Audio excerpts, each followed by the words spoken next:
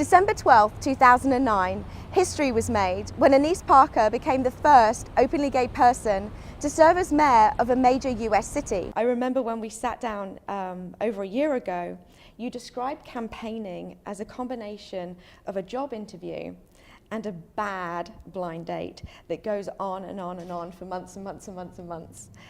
I still feel the same way. Good, well that was my question. Is that how your campaign felt? They all feel like that. There are highs and lows in a campaign, but essentially what you're doing night after night, day after day, is going out and selling yourself. It's a singular product you're selling, and you're constantly introducing yourself to strangers and trying to make an impression. Part of how you manage that process is how you package yourself, and I don't mean that you change who you are or your core beliefs, but you figure out how best to present yourself to people, and that you have a consistent message. One of the key elements has been that I knew what my positions were on issues, I knew how to articulate those positions, and the answers didn't change over the course of a campaign. And so you're trying to make that good first impression on the blind date or for the job interview without hiding who you really are. Exactly. And also in January you said, because of my sexual orientation, although I'm a strong contender, I have to work harder and I have to convince people to vote for me and allow me to work for them. So how hard was it? This was a difficult campaign, but because I've been elected before and voters were familiar with me, I did start from some advantage, which is that voters had a good impression of me. I had very high favorables and high name ID. And an observation that I had was the diversity behind your campaign, and I mean broad diversity. How does having this rich diversity of people supporting your candidacy help the LGBT community? And more significantly, how does having the straight white conservative men openly working on your campaign help advance LGBT equality? It shows what we can do when we all come together for a purpose rather than concentrating on the things that divide us. When you say that I had white business conservatives with me, not the usual suspects who get engaged in city races, but citizens who care about what goes on in the city, not interested in contracts, not doing work for the city.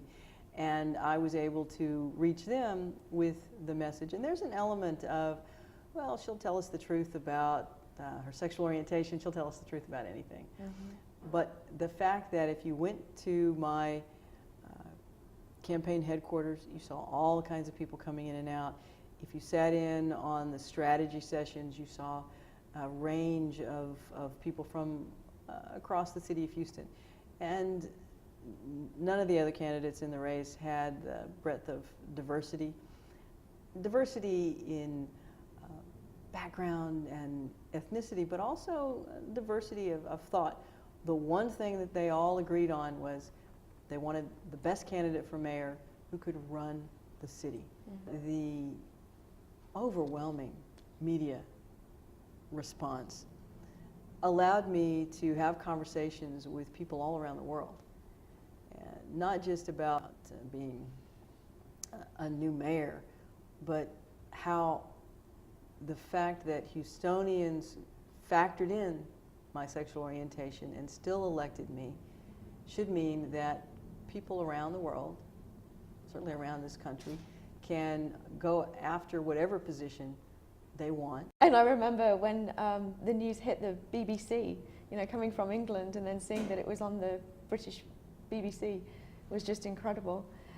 When you were sitting I was fielding calls from South America, from Japan, from Australia, truly the Basque country of Spain. And there was a combination of, wow, Houston elected a lesbian mayor, and Houston did this. And so I got to talk about my hometown a little bit too, that it very much what you can do, not who you are. Repeat after me. I state your name. I, Annise Parker, do solemnly swear do solemnly swear that I will faithfully execute that I will faithfully execute the duties of the office the duties of the office of Mayor of the City of Houston of Mayor of the City of Houston of the State of Texas, of the State of Texas, and will, to the best of my ability, and will, to the best of my ability, preserve, protect, and defend preserve, protect, and defend the Constitution and laws of the United States the Constitution and laws of the United States and of this state. and of this state. So help me God. So help me God. Congratulations. Thank you.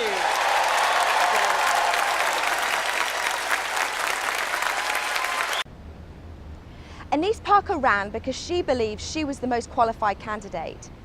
Perhaps one day, instead of saying "that's so gay" to mean weak, we should actually be saying "that's so gay" to mean strong, competent leader instead. What we fear in our imagination is always worse than what we actually have to confront.